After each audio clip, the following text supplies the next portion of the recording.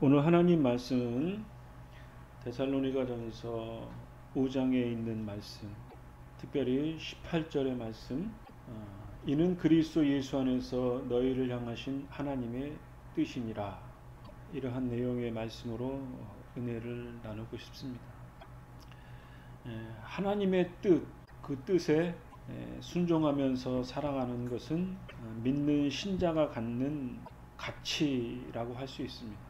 그러니까 믿는 자의 가치는 하나님의 뜻을 깨닫고 하나님의 뜻을 순종하려고 하는 일련의 모든 삶이라고 할 수 있겠습니다. 믿는 사람들은 성경을 읽고 또 성경에 담겨져 있는 진리의 가치에 따라서 하나님의 크신 은혜를 깨닫고 감격하고 또 그 뜻이 무엇인가 유심히 때로는 진지하게 고민해야 한다고 생각합니다. 그리고 그 진리의 뜻에 따라 생각하고 행동해야 한다고 여겨집니다. 그러니까 우리가 개인적으로도 하나님께 대한 믿음과 순종, 하나님이 말씀하시고 기록되어진 성경을 읽는 것, 그리고 그 깊은 뜻을 우리가 존중히 여기고 우리가 100% 그 뜻에 순종하며 살 수는 없지만 마치 그 말씀이 우리의 인생의 길에 안내의 길이 되어져서 하나님께 올바로 나아갈 수 있는 그러한 길, 나침판이 될 줄로 여겨집니다. 또 가정이나 공동체적으로도 그분의 뜻을 깊이 깨닫고 서로 화평하고 사랑을 이루어야 할 줄로 압니다. 크게는 하나님의 나라, 하나님의 뜻이 이 땅에 이루어지도록 우리 믿는 신자가 그 가치를 존중히 여기고 그 가치에 따라서 살려고 애쓸 때 가치를 또 실현하려고 하는 일련의 모든 존귀함이 하나님을 거룩하게 하고 또 세상 사람들이 봤을 때에도 믿는 신자의 삶이 생각하는 바가 다르구나. 그것이 주님의 이름을 높이기도 하고 다른 사람들에게 감동을 줄 줄로 압니다. 그것이 전도이고 우리 신자에 주어진 사명이라고 이야기할 수 있겠죠. 이러한 점들이 유별나다라는 그러한 단순한 구별점이 아니라 그 진리의 가치를 존중히 여기고 그 뜻을 깨닫고 또 그 뜻대로 살아가려는 하나님의 거룩하신 뜻, 또 우리 안에 내재되어져 있는 하나님의 형상의 존귀함, 그 거룩한 본성에 따라서 우리가 생각하고 삶을 살아갈 때 그것이 믿는 신자의 가치라고 할 수 있겠죠. 크게는 성경이 이러한 내용을 다 담고 있다고 우리가 생각해 볼 수 있습니다. 4장에도 잠깐 말씀을 나눈 바가 있습니다만 또 데살로니가전서 전반에 걸쳐져 있는 종말에 대한 내용도 우리 신자의 가치를 더욱더 긴박하고 또 우리의 삶을 허황방탕하게 살지 않게 하는 하나의 이정표, 가치 판단의 기준이 된다고 여겨집니다. 그래서 그런지 종말의 때에 대해서 신약 성경에 여러 번 밝히고 있다고 여겨집니다. 주님께서 친히 말씀하신 종말, 그 마지막 때는 하나님의 아들이신 예수님 자신도 그 때에 대해서 말씀하지 않으셨습니다. 오직 그 때는 유일하신 하나님의 권한에 있다고 말씀을 했습니다. 그래서 마태복음 24장에 보면 이러한 말씀이 있습니다. 쉬운 성경인데요. 내가 너희에게 진정으로 말한다. 이 세대가 지나가기 전에 이 모든 것이 일어날 것이다. 하늘과 땅이 없어질지라도 내 말은 결코 없어지지 않을 것이다. 예수님께서 다시 오실 때 종말의 때 재림의 때를 말하는 것입니다. 36절 그 날과 그때는 아무도 모른다. 심지어 하늘의 천사와 아들까지도 모르고 오직 아버지께서만 아신다. 이렇게 예수님께서 친히 말씀하셨습니다. 영적인 존재인 천사도 모르고 아들도 모르고 유일하신 하나님만이 아신다. 이렇게 말씀을 하시면서 노아의 때를 말씀을 하셨습니다. 홍수가 날 것이다. 멸망의 때가 올 것이다. 그 때의 소식을 듣고 노아의 가족들은 방주를 만들었죠. 홍수가 나서 죄악의 간영찬 이 세상을 멸하셨습니다. 40절 말씀에는 밭에 일을 하는 두 사람이 있는데 한 사람은 들림을 받고 한 사람은 남겨질 것이다. 두 여자가 맷돌을 가는데 한 사람은 대리감을 받고 한 사람은 남겨질 것이다. 갑자기 임할 주님의 때를 이렇게 사술하고 있습니다. 43절에는 데살로니가전서 5장에도 기록되어져 있는데 만약 도둑이 언제 들어올지 알지 못하는 것처럼 집주인이 도둑이 언제 들어올 줄 알면 미리 준비를 하고 도둑이 들어오지 못하도록 철저히 준비를 했겠죠. 도둑이 언제 들어올지 모르는 것처럼 마지막 때가 그렇게 임할 것이다. 또 하나는 주인이 있는데 신실한 종에게 집을 맡겼다 이거죠. 신실한 종은 그 집을 잘 가꾸고 돌보고 농사도 잘 지으고 다른 짐승들이나 다른 일하는 사람들이 있으면 그들을 잘 관리해서 주인이 언제 올지 모르지만 그때 오시면 더 많은 이익을 남기고 더 좋은 집의 환경을 꾸몄을 것이다 이거죠. 그런데 신실하지 못한 종은 마치 지가 주인이 된 것처럼 악한 마음이 들어서 다른 사람들을 끌어들여서 허황방탕하게 술 먹고 놀고 그렇게 방탕하게 살면서 집안은 엉망으로 만들어 놓았을 그때에 주인이 갑자기 나타나서 그 게으른 종, 악한 종을 혼낼 것이다. 이거죠. 이렇게 여러 비유로 말씀하셨습니다. 마태복음 25장에도 열처녀의 비유, 두 달란트의 비유 이런 것들을 통해서 마지막에 임할 급박스러움, 갑자기 임할 그 때에 대해서 여러 가지의 비유를 들어서 말씀을 하고 있습니다. 데살로니가전서 5장 1절 2절 말씀에 보면 이렇게 기록되어져 있습니다. 형제들아 때와 시기에 관하여는 너희에게 쓸 것이 없으면 주의 날이 밤에 도둑같이 이를 줄을 너희 자신이 자세히 알기 때문이다. 이렇게 말씀을 하고 있습니다. 그러니까 초대교회 신자들에게는 마지막 때에 대해서 갑자기 임할 것에 대해서 그리고 믿는 신자들은 신실하게 경건되게 살아야 하는 것에 대해서 모두 다 알고 있는 사실이었던 것 같습니다. 이렇게 마지막 때와 시기에 대해서 신약성경 전체적으로 반복적으로 말씀을 하고 있습니다. 이러한 급박한 시기와 때에 대해서 성경은 어떻게 말씀하고 있을까?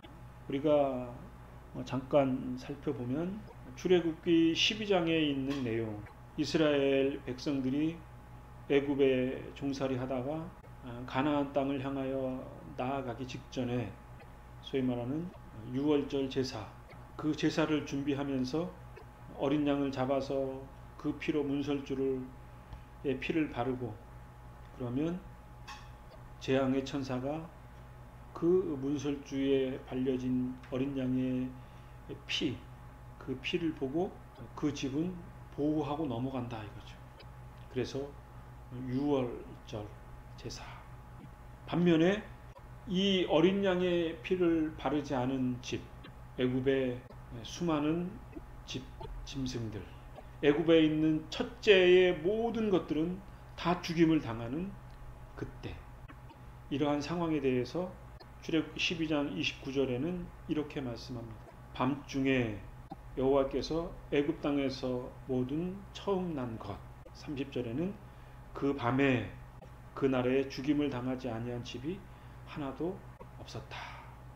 이렇게 성경이 기록하고 있습니다. 그러니까 이 갑자기 임하는 밤의 때, 그때에 하나님이 구원의 역사를 이루고 재앙이죠. 장자가 죽임을 당하는 그 재앙의 때가 있었다는 것에 대해서 장차 임할 마지막 때를 우리가 유추해서 생각해 볼 수가 있을 줄 압니다. 데살로니가전서 5장에도 보면 해산의 고통의 때, 그때에 대해서 말씀을 하고 있습니다. 한편으로 생각을 해보면 이러한 그 장차 임할 하나님의 진노의 때, 주님이 임하실 재림의 때, 그 때가 없다고 생각을 하면 앞에서 말씀드렸던 악한 종, 게으른 종처럼 나태해질 수 있겠죠. 그래서 마지막 때가 임할 그때가 있음을 늘 염두에 두고, 심판의 때가 있음을 늘 염두에 두고, 그 긴장감을 갖고 믿는 신자의 삶을 살아갈 때 우리는 더 경건되게 살게 되어지고 더 근신하고 깨어 있을 수 있다라고 하는 거예요. 아마도 예수님께서는 이러한 인간의 본성에 대해서 잘 아셨기 때문에 그 때를 교훈하지 아니하셨을까 생각이 듭니다. 에베소서 5장의 말씀에도 보면 너희가 전에는 어두움이더니 이제는 주 안에서 빛이라, 빛의 자녀들처럼 행하라. 빛의 열매는 모든 착함과 의로움과 진실함에 있다.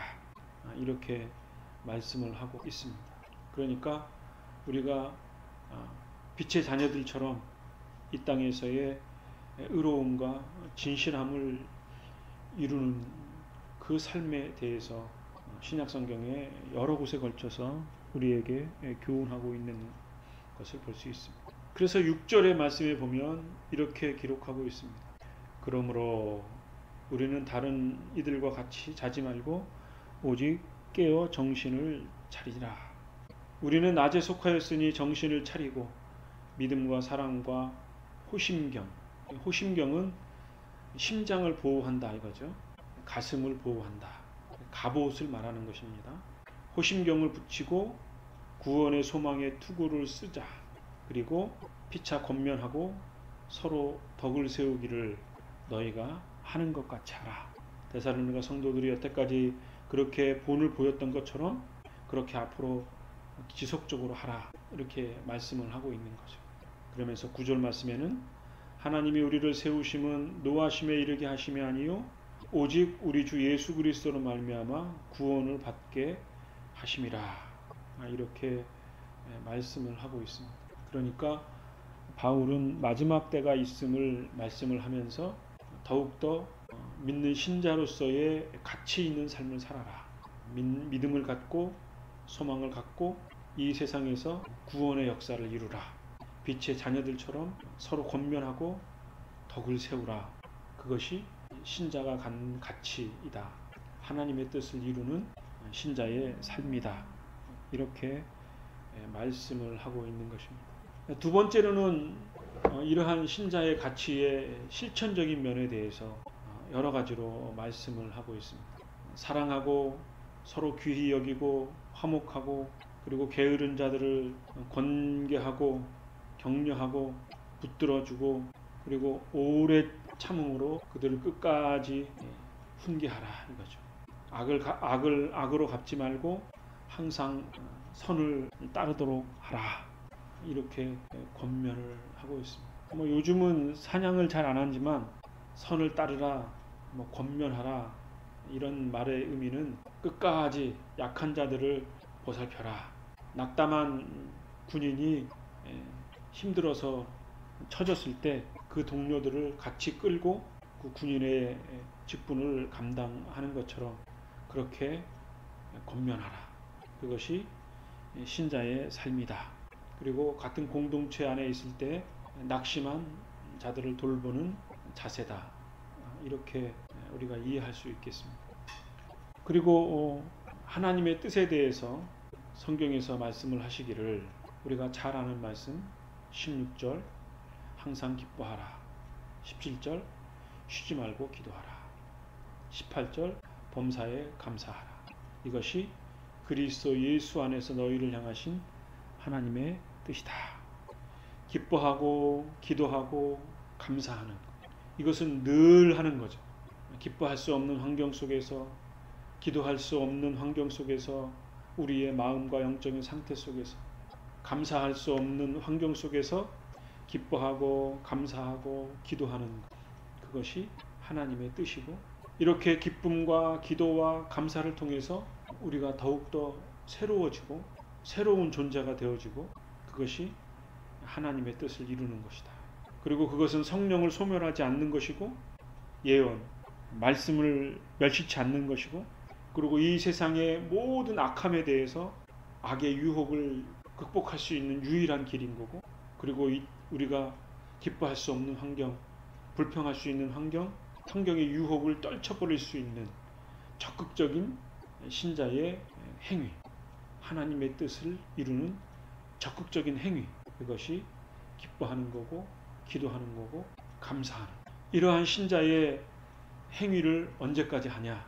강림하실 때까지. 미쁘다는 말은 신실하다 그 말하죠. 충성스럽다, 충직하다 그런 의미.